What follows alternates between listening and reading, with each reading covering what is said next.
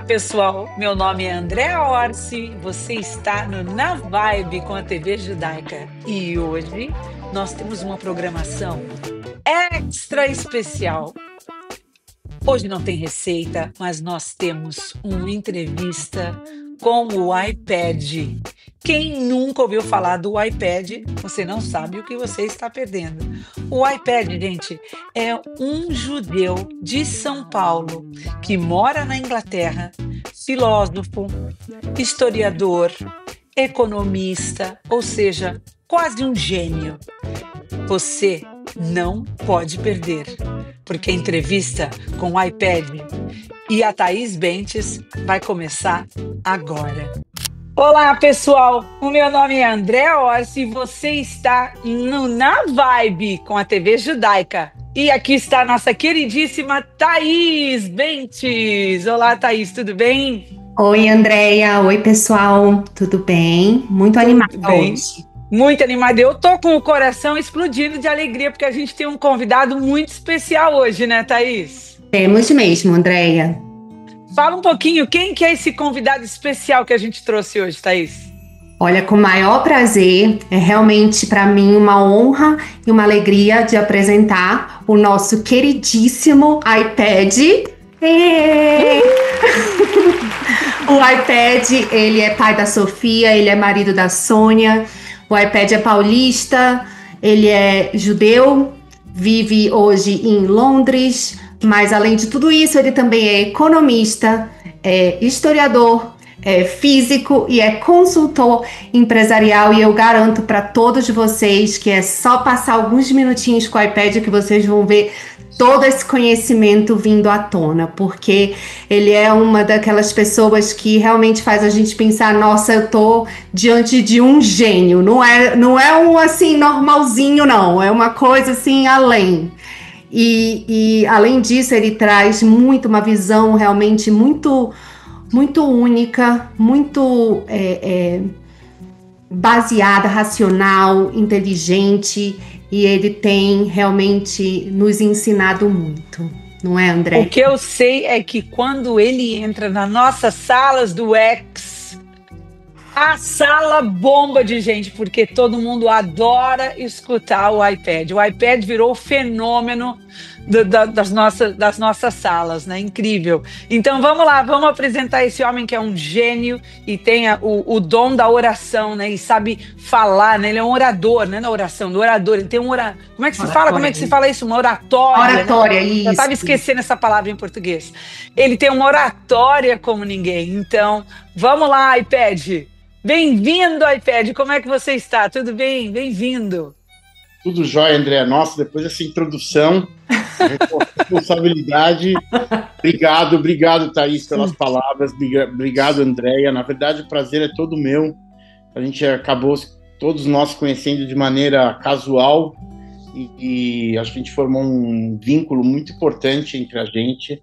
E é um prazer gigantesco falar quase que diariamente com vocês na sala do X sobre questões que para a gente são questões muito importantes, muito próximas do nosso coração, que a gente trata com um carinho muito grande elas. Muito obrigado aí pelas palavras. Imagina, é sempre um prazer te ter aqui. Olha, a gente vai tentar usar o máximo dessa sua incrível sabedoria hoje na nossa salinha aqui, no ponto de vista, né? A gente sempre fala muito sobre todas as coisas que acontecem durante a semana, então nós estamos muito empolgados para ouvir também de você, iPad, as coisas que têm acontecido durante essa semana, que tem deixado assim a comunidade judaica de cabelo em pé, né? Que sempre tem alguma coisa, né?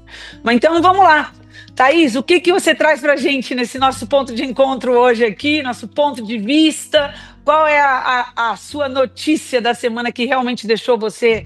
Uau, preciso falar isso no ponto de vista. Ponto de vista. Olha, André, eu acho que a gente precisa falar um pouquinho sobre os jornalistas em Gaza, quem são, né? Essa semana a gente teve uma operação em Gaza que acabou sendo bem controversa e falando muito desses jornalistas, que eu vou colocar aqui entre aspas, porque eles não são de fato jornalistas, mas hoje, André, eu queria te pedir licença para mencionar A gente está começando aqui com muita alegria, estamos muito felizes de receber o iPad, mas é importante lembrar que esse programa é gravado e hoje, quarta-feira, a gente teve um ataque terrível nos Estados Unidos, em Minneapolis, a uma escola cristã católica, em que 2 crianças, pelo menos, morreram, uma de 8 e 10 anos.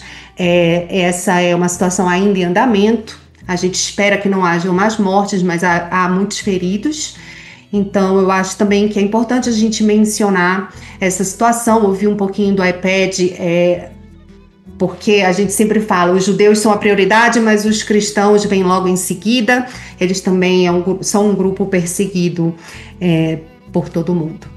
E fora isso, a gente vai também falar um pouquinho sobre o futuro de Gaza. Eu sei que o iPad é um cara que tem muita visão e a gente quer trazer essa visão aqui para os nossos telespectadores e no final um pouquinho do que aconteceu com a presença da Aline com Israel no programa Inteligência Limitada, em que a gente quer esclarecer alguns pontos que foram ditos ali com ela. Maravilha, maravilha, Thaís. Então vamos lá.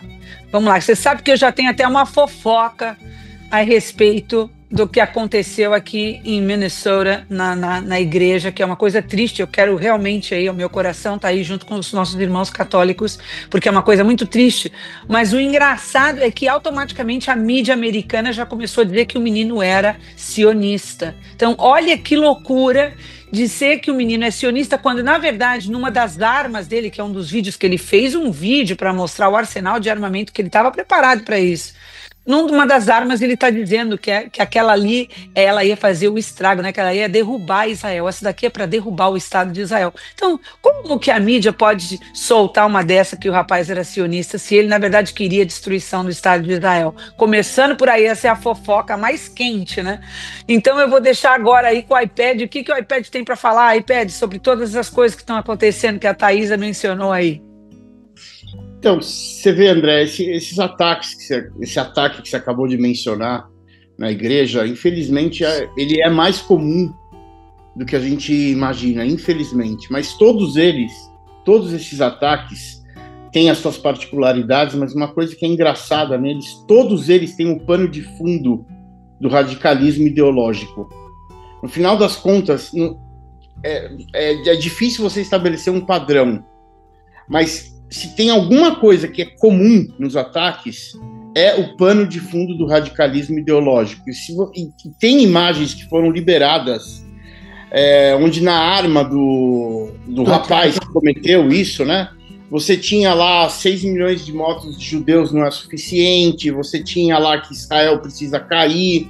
Então, assim, nem sempre está ligado com o tema de Israel, mas sempre está ligado, sempre tem alguma ideologia distorcida por trás desses ataques. Quanto à mídia distorcer, isso é outra coisa que também acaba sendo padrão nesse tipo de ataque. Infelizmente, são duas coisas que a gente acaba conseguindo sempre traçar. Você sempre pode contar com a mídia para distorcer o fato narrado. Então, são isso que você acabou de falar, não surpreende, porque a narrativa ela é sempre transformada. E você vê que nesse caso é justamente o oposto. A gente tem justamente o caso do rapaz que cometeu esse crime hediondo, horroroso contra a comunidade cristã. Você vê que ele tem uma ideologia contra o Israel, contra os judeus. Então, assim, mais um caso de radicalismo ideológico. E você sabe que eu fiquei surpresa de ver como rapidamente a mídia começa a quer encontrar um culpado de que lado que ele está da história. Você vê a esquerda querendo culpar a direita, fazendo com que o menino fosse de direita. E a direita querendo culpar o da esquerda, porque eu achava que o menino era da esquerda. Que, na verdade, é uma luta entre eles, uma loucura que eu vejo, sabe? Acontecendo entre esses dois lados. É sempre assim, né, iPad? Sempre quando algo acontece no mundo, tem sempre aquele pessoal que foca em culpar os judeus, e o pessoal da direita culpando a esquerda, e o pessoal da esquerda culpando a direita. É uma loucura isso. Foi até uma coisa que o iPad, eu lembro, ele mencionou essa semana numa das nossas salas, em como a mídia ela tá totalmente... como fala, biased, tá totalmente já está vendida, amiga. Já está vendida. E ele mencionou os dois lados, inclusive algumas mídias de direita que também pecam por não realmente trazer os dois lados. Então, cabe a nós fazer essa triagem, né? Fazer esse filtro, buscar os dois lados e inclusive, até as mídias que a gente gosta e que a gente acredita, a gente também tem que olhar com certa... um pouco mais suspeito, porque chegou num ponto em que não existe uma imprensa neutra, simplesmente não existe. E enquanto eu acredito que algumas mídias de direita acabam dando muito mais oportunidade para o contraditório do que as mídias de esquerda, ainda assim eu acho que a gente precisa ter sempre esse cuidado quando a gente está buscando a informação. Não foi, iPad? Você lembra que você... Veja, Thaís, que você vê que isso que a André e vocês falaram, você vê que a preocupação não é com a vítima, a preocupação é conseguir enquadrar o evento dentro da ideologia que eu quero transmitir. Então, eu quero transmitir uma ideologia, voltar uma ideologia de esquerda. Então, eu tento enquadrar o meu evento dentro da minha ideologia. E na direita, a mesma coisa. E no final das contas, isso é em detrimento de quem? É em detrimento da vítima. Porque a vítima, fica muito claro que não há preocupação com a vítima, há preocupação em enquadrar o evento dentro da ideologia.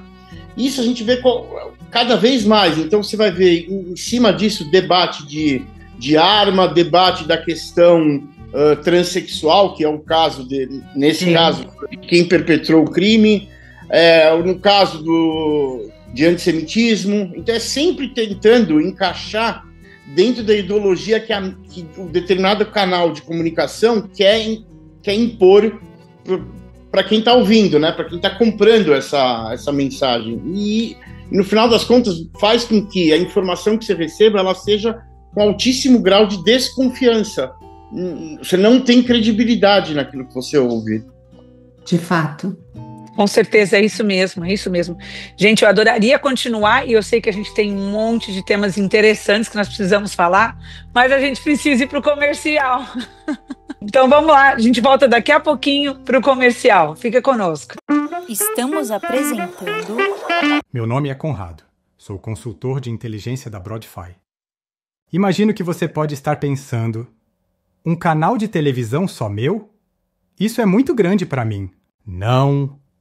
É exatamente o contrário. Quantas vezes a gente já não ouviu a mesma história?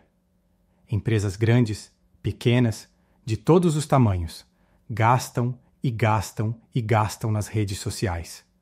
E qual é o resultado? Nada. Zero.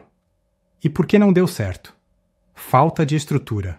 Com a Broadfy, o seu canal de streaming organiza todas as suas mídias em um único lugar. Isso vai te dar o poder de transformar os seus seguidores em telespectadores. Consegue enxergar a potência dessa mudança? É brutal! É uma revolução em todos os sentidos. E o mais importante, com a Broadfy, você não está sozinho. Nossa estrutura é completa, desde o planejamento estratégico até a exibição no seu canal. Agende agora uma demonstração.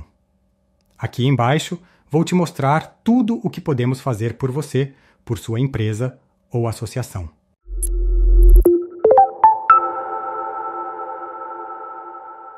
Voltamos a apresentar. Olá! Voltamos de novo com o iPad e com a Thaís hoje aqui no Na Vibe. Ô, tempo gostoso que eu tô tendo com esses dois maravilhosos. E a gente nem teve a oportunidade de falar um pouquinho com o iPad. iPad, fala um pouquinho de você pra gente, pro pessoal da audiência te conhecer. Um homem tão brilhante, né, que sempre quando fala faz todo mundo parar e abrir a boca, não só os olhos, mas abrir a boca de tanto conhecimento, né, uma mente tão brilhante. Fala um pouquinho de você pra gente, iPad. Bem, a mente brilhante e tudo mais fica por conta do elogio que vocês. Mas, na verdade, André, assim, eu sou economista, historiador, apaixonado por física também, estudei física, moro na Inglaterra, nos últimos tempos eu mudei para a Inglaterra, mas eu venho bastante para o Brasil também, E eu acho que, como muitos, inclusive vocês, para mim, assim, o 7 de outubro, ele representou uma mudança muito profunda para mim. Porque, de fato, assim, eu acho que todos nós, judeus, o 7 de outubro representou como um tapa na cara, como um choque de realidade. A gente reparou que todos aqueles, que no fundo, toda aquela história que a gente achou que estava adormecida, ela voltou a florescer. Então, assim, mexeu demais comigo, e eu era uma pessoa que procurava muito pouco redes sociais, no intuito de me conectar com outras pessoas da comunidade judaica, entender como essas pessoas estavam lidando com a realidade do 7 de outubro, foi que eu acabei entrando, principalmente no X, e acabei conhecendo gente da comunidade judaica do mundo inteiro, ouvindo essas pessoas, e inclusive vocês. Vocês que, inclusive, as duas, vocês são líderes nessa questão da comunidade judaica no Brasil, das redes sociais, de defender a comunidade judaica. Pouquíssima gente está fazendo isso de forma tão brilhante como vocês duas. E nesse aspecto, assim, eu tiro o meu chapéu. Vocês estão de absolutamente parabéns pelo trabalho que vocês têm feito.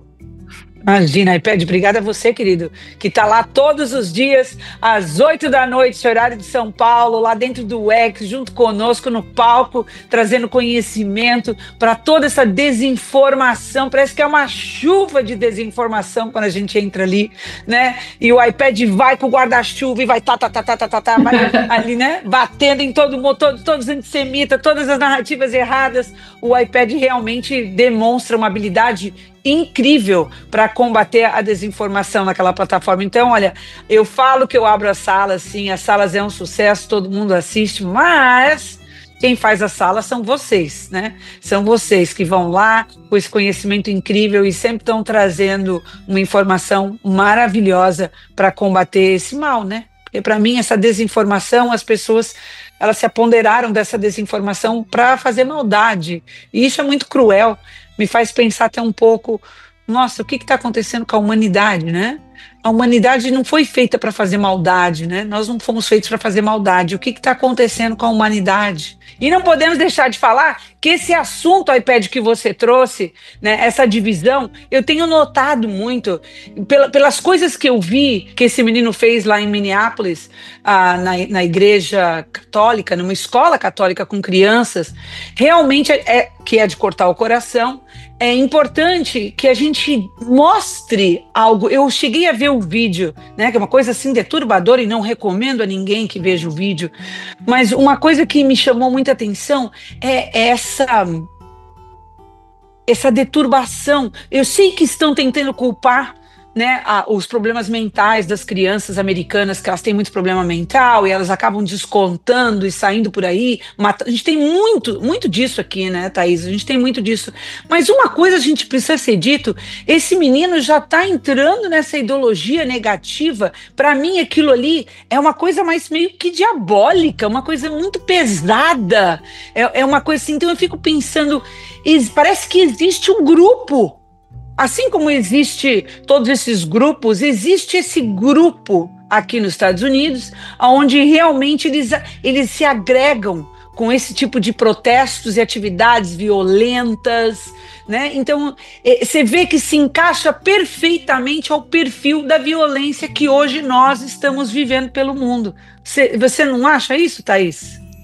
Eu acho, André, eu acho que tem um componente, sim, de saúde mental, mas eu também acho que tem essa decisão de você apelar para a violência, né, para atingir os seus objetivos pessoais ou políticos. O terrorismo é um grande exemplo disso. Eu acho que tem cada vez mais conquistado essa juventude, essa geração mais nova. Eles acham que é assim que se consegue atingir os objetivos. E eu queria ouvir o iPad em como ele vê essa solução da violência para que esses jovens estão usando para se fazer serem ouvidos. Eles simplesmente escolhem atuar dessa maneira, matando os outros, a própria chamada intifada que a gente vê nas ruas com Free Palestine, eu acredito que está tudo linkado.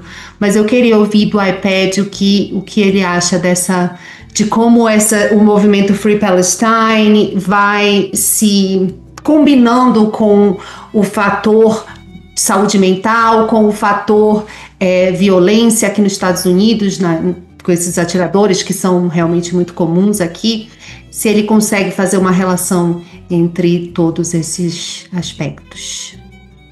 Você vê, acho que foi importante você ter linkado esses dois assuntos, porque fica claro que o que estava escrito nas armas dele, obviamente, ele foi influenciado. Ele fala que Israel precisa cair, ele fala que 6 milhões de judeus mortos não foi o suficiente. Então, assim, não precisa ser muito inteligente para perceber que há uma conexão direta. E ele faz uma pergunta: cadê o teu Deus? Ele faz essa pergunta: cadê o teu Deus agora? Cadê teu Deus agora? Você vê, André, Thaís, assim, quando a gente tem no Ocidente inteiro, nas principais ruas de Nova York, da Europa, um movimento que, na prática, fica gritando "From the river to the sea, Palestine will be free", do rio ao mar, a Palestina será livre. Isso, no fundo, é uma frase, mas é uma frase com altíssimo teor genocida. Essa frase significa o quê? Que na terra de Israel, ou seja, do Rio Jordão ao mar Mediterrâneo, ela tem que estar extinta, exterminada em relação aos judeus. Não deve haver presença de judeus nessa área. Essa frase significa isso. Intifada significa isso. Então está claro que quando você fica repetindo isso ad eternum no Ocidente, você está influenciando não uma, duas, está influenciando milhares de pessoas. E na minha opinião, fica evidente que esse é mais um rapaz influenciado por uma mensagem que é importante destacar isso. Essa sim é uma mensagem genocida, porque o único significado da frase é matar e eliminar judeus. E é exatamente isso que estava escrito na arma do rapaz. E essa mensagem genocida que a gente está espalhando, você vê que depois do 7 de outubro, isso virou a norma no Ocidente.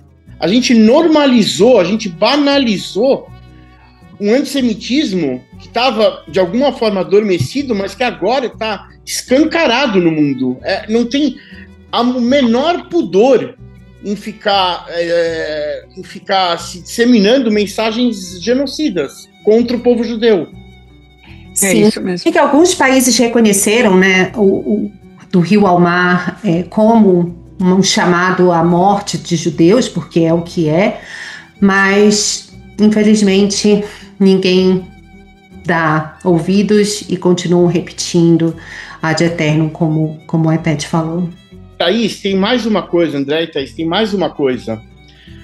O que está acontecendo aqui, no fundo, os governos ocidentais, uma boa parte na Europa dos governos onde essas manifestações estão ocorrendo, na prática, eles estão apoiando esses movimentos. Por quê? A partir do momento que a França, que é o Reino Unido, outros países europeus, que a Austrália, eles dizem que vão reconhecer um Estado palestino, o que eles estão mostrando? Eles estão falando o seguinte: olha, essas pressões que estão acontecendo nas nossas ruas, nós estamos dando ouvido a elas e nós estamos agindo de acordo com a mensagem que está sendo proferida nas ruas. Então, assim, os governos estão legitimizando essas mensagens genocidas através de premiando os palestinos pelo ato do 7 de outubro. Então, quando governos eles falam que vão reconhecer o Estado palestino agora no mês de setembro, na prática, o que eles estão falando? Eles estão falando o seguinte: manifestantes podem continuar porque nós estamos de acordo com vocês. De fato. Impressionante, é impressionante. Vão dar de presente para terrorista um Estado. Inacreditável isso, é inacreditável. Para mim é difícil de engolir, viu, Thaís? É muito difícil de engolir. Muito. E olha, já que a Realmente gente assim. entrou nesse ponto, André, eu acho que a gente podia entrar no assunto sobre o futuro de Gaza. Vamos A gente começou a falar sobre isso, porque esse ponto do iPad é muito importante. Quando esses líderes começaram a divulgar que iriam reconhecer a Palestina como um Estado oficialmente, foi logo quando ainda havia uma certa possibilidade de um acordo. E logo que eles começaram a fazer essas declarações públicas, o acordo, o Hamas parou completamente de até tentar conversar sobre isso. Então, é engraçado que as pessoas não percebem, mas o Hamas está muito atento a tudo que acontece. E essa implicação desses líderes de que eles iriam reconhecer o Estado da Palestina simplesmente disse ao Hamas: continue com o que vocês estão fazendo, que está dando certo.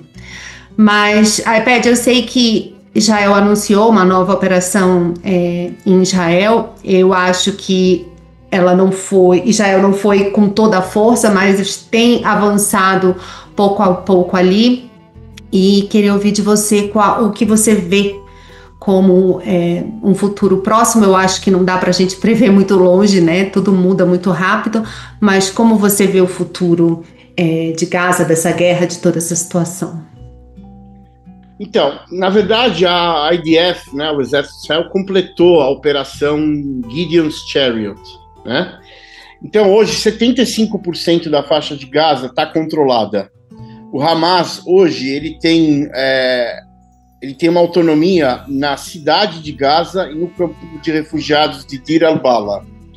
Então, esses são os próximos alvos. Conforme Israel está mais próximo da vitória, quando Israel estiver mais próximo de derrotar o Hamas, maior vai ser a pressão desses países europeus, de Austrália e Canadá, contra Israel. Porque é inegável o tamanho da influência, principalmente do Catar, dentro desses países europeus.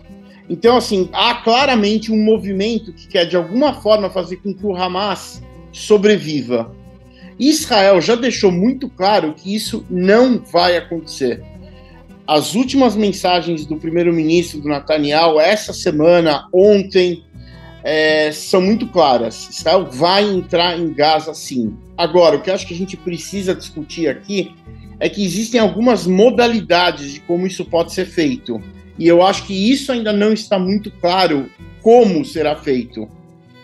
Então, se vocês quiserem, eu posso entrar um pouco nesse assunto. Eu quero ouvir isso sim, o iPad, eu quero muito ouvir isso, mas a gente vai voltar daqui um pouquinho depois do comercial. Estamos apresentando... É hora de trazer mais luz para Washington. Hoje um terrorista tirou a vida de um jovem casal que sonhava em começar uma vida juntos. Construir uma família, ter filhos, viver em paz. Isso não pode acontecer. Não na América, não em lugar nenhum. Nós, judeus, seguiremos em frente. Continuaremos contribuindo com a humanidade, como sempre fizemos. Mas o Holocausto nunca mais se repetirá. Porque hoje nós temos Israel. Se nos atacam, responderemos. Se atiram em nós, retribuiremos o fogo. Am Israel Chai.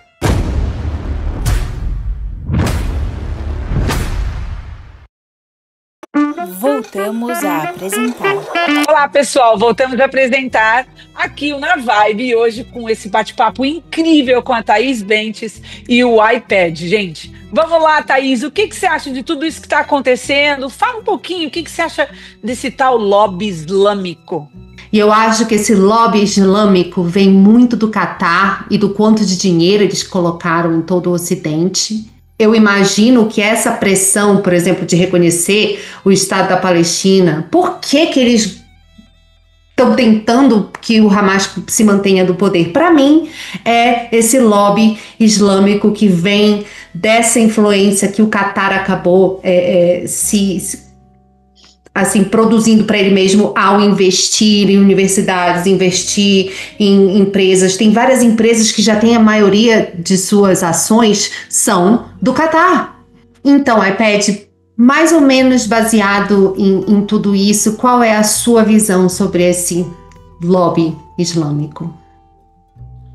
Thaís, para mim está claro, isso não é um programa recente, mas está muito claro que há uma infiltração gigantesca de dinheiro do Catar no Ocidente, para influenciar o Ocidente. Isso está muito, muito claro. Basta ver o nível do que está sendo ensinado nas universidades americanas, e a gente está falando das Ivy League, está falando do topo da academia americana, não é só lá. Em Londres, os catares já são donos da maior parte do real estate de Londres. Na França, o investimento é gigantesco, tanto no governo quanto quanto investimentos na iniciativa privada. É um lobby muito pesado. O problema desse lobby muito pesado é que ele vem aliado a uma ideologia. A ideologia que o Catar está tentando disseminar é a ideologia da Irmandade Muçulmana, é a ideia do califado, é a ideia da expansão árabe, é a ideia da expansão islâmica. É isso que está por trás desses investimentos todos. E é por isso que cada vez mais essas vozes islâmicas elas são cada vez mais comuns. E isso, no fundo, Israel é a força que está lidando com a Irmandade Muçulmana, lembrando que o Hamas nada mais é do que o braço da Irmandade Muçulmana. Israel está na linha de frente desse confronto. Então, esse é o grande confronto. É um confronto, como o próprio Netanyahu fala, é um confronto de civilização da Irmandade Muçulmana contra a civilização ocidental. Agora, a gente tem que deixar muito claro que se fala muito da AIPAC, que é aquele lobby israelense, lobby judaico dentro dos Estados Unidos. E se esquece de falar de um lobby que não é em uma organização, são em dezenas de organizações com bilhões de dólares investidos, que é esse lobby do Catar, que está aliado, inclusive, ao lobby chinês, está, inclusive, aliado ao lobby russo, ao lobby iraniano. Então, todos esses países, muitas vezes, eles têm pouco em comum. Mas o que eles têm em comum é a necessidade de alguma forma minar o Ocidente. E esse é um perigo que a gente está enfrentando, e eu acho que muita gente no Ocidente ainda não percebeu que, no fundo, esse é o grande confronto. Nossa, iPad, isso que você está falando é perfeito.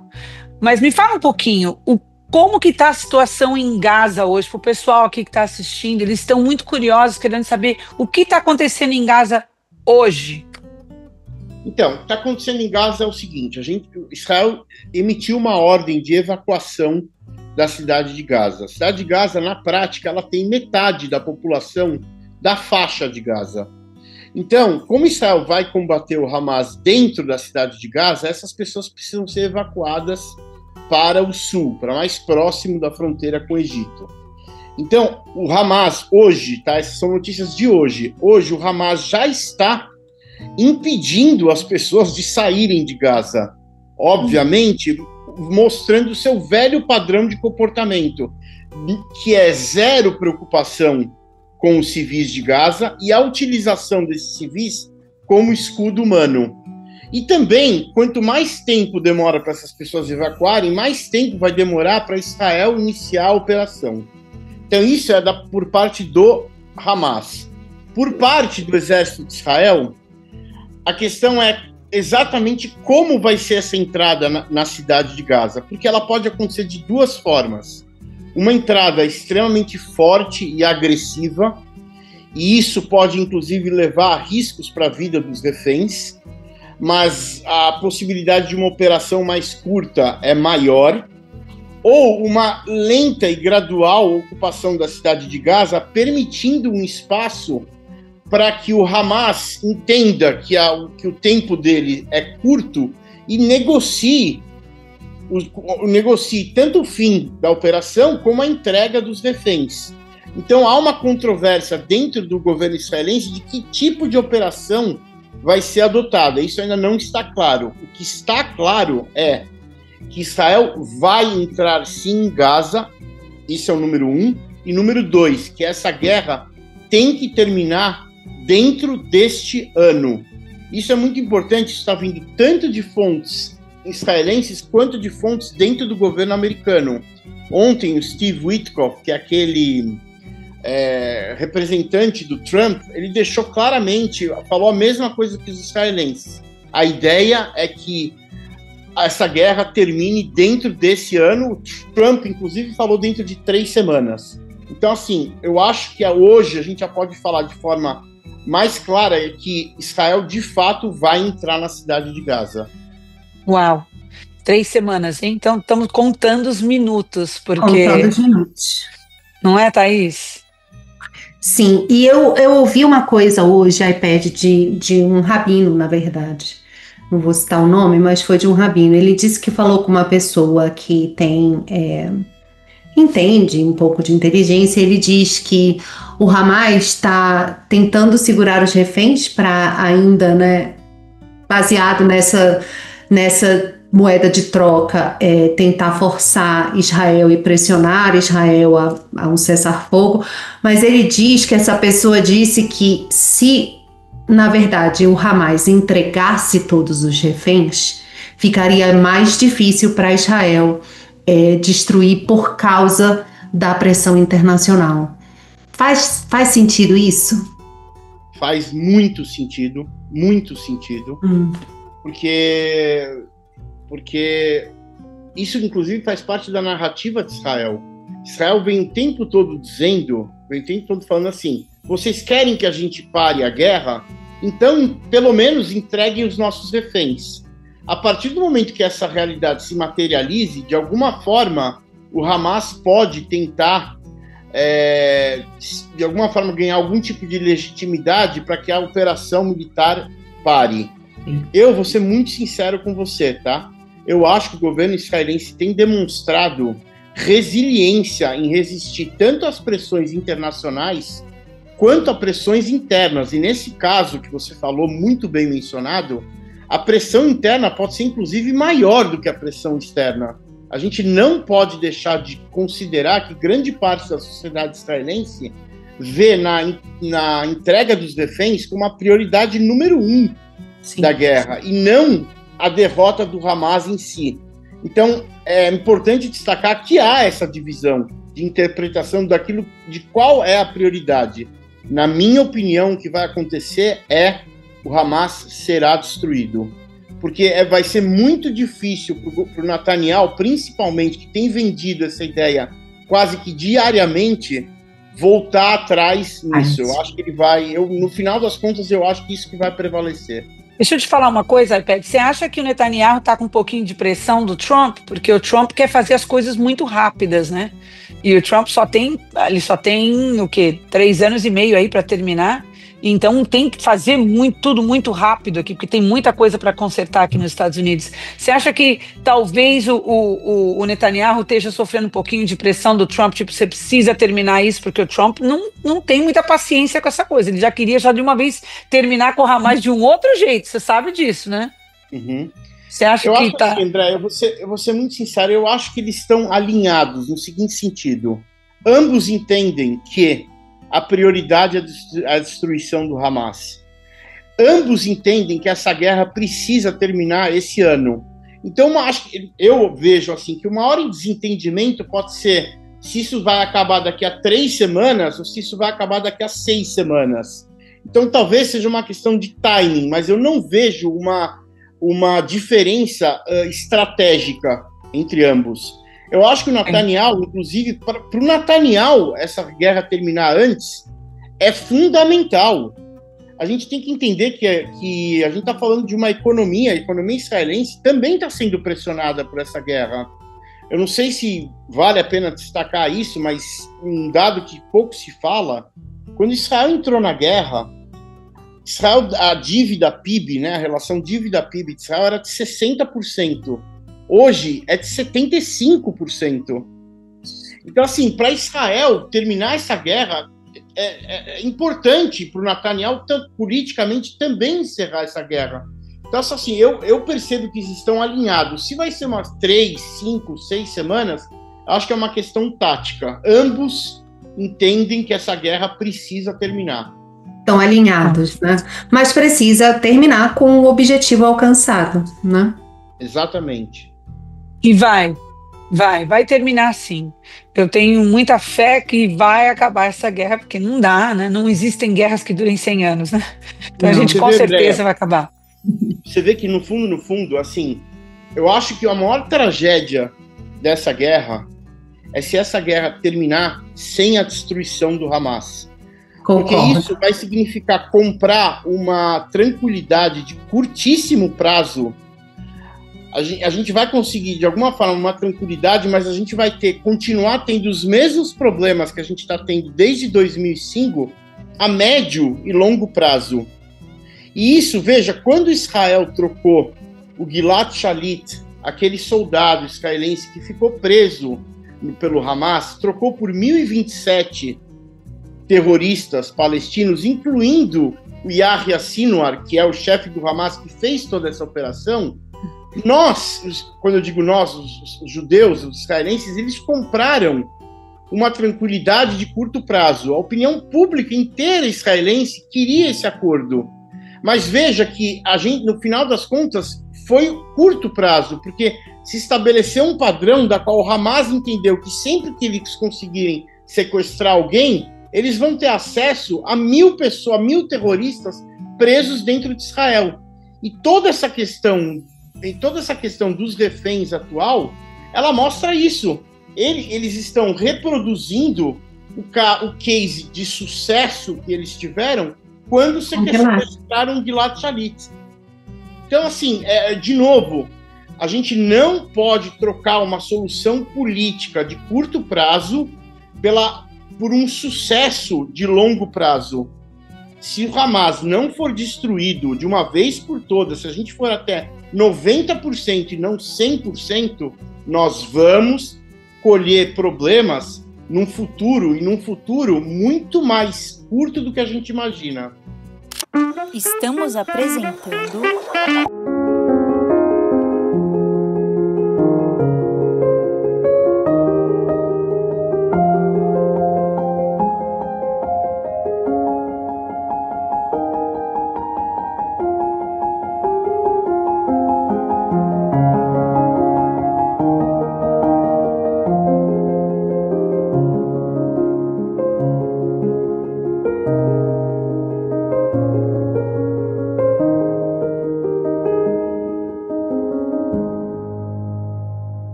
voltamos a apresentar. Olá pessoal, eu sou Andréa Orsi e você está no Na Vibe. Vamos para Newport Beach, Califórnia? Ai gente, as praias da Califórnia são maravilhosas, mas esse lugarzinho pitoresco que eu escolhi para você, você não pode deixar de assistir. Vamos embora para Marina Village? É uma gracinha. Vem comigo! Bem-vindo a Marina Village em Newport Beach, Califórnia, aonde cada vista é uma obra de arte e cada momento é uma celebração da vida. Sinta a brisa do mar enquanto passeia pela orla. Aqui, famílias e amigos caminham compenetrados enquanto iates e barcos balançam suavemente nas águas. A vida aqui tem seu próprio ritmo.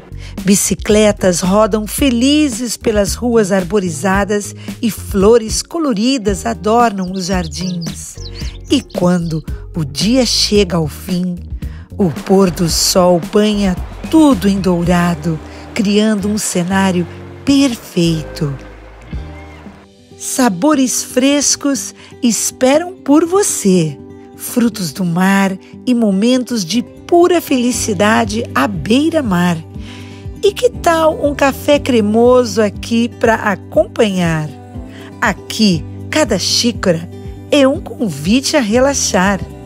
A aventura está sempre à porta. remar em caiaques ou stand-up paddle pelos canais é uma experiência inesquecível.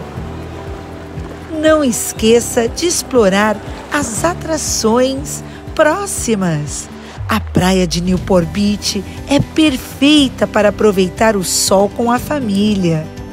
E a charmosa Balboa Island, com suas lojas e sorveterias, é um lugar que traz sorrisos.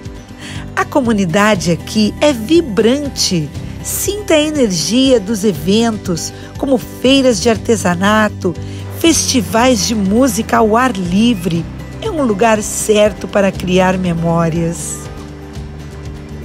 O estilo de vida em Marina Village é deslumbrante. Casas à beira-mar, apartamentos modernos com vistas incríveis. Imagine relaxar em uma sacada com uma taça de vinho e refletindo sobre o que a vida tem a oferecer. Ao final desse passeio, a Marina Village se revela em toda a sua glória. Deixe-se levar pelo refletir do pôr do sol na água, um convite ao infinito. Venha viver a magia de Marina Village em Newport Beach, Califórnia. Olá, pessoal, espero que vocês tenham gostado da nossa programação essa semana e na próxima nós vamos ter mais surpresa para vocês, ok? Tenham uma ótima semana. Bye!